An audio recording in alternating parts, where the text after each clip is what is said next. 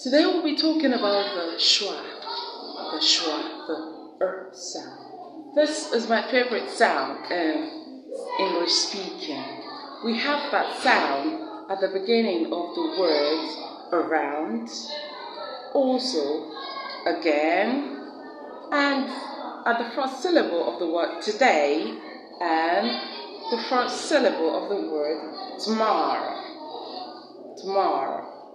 I love this sound. If you are good with the schwa sound, then you are 90% on your way to speaking the English language right. So please do work to practice the words again. Today, around, again, tomorrow. You will see the transcription of these words in the description section.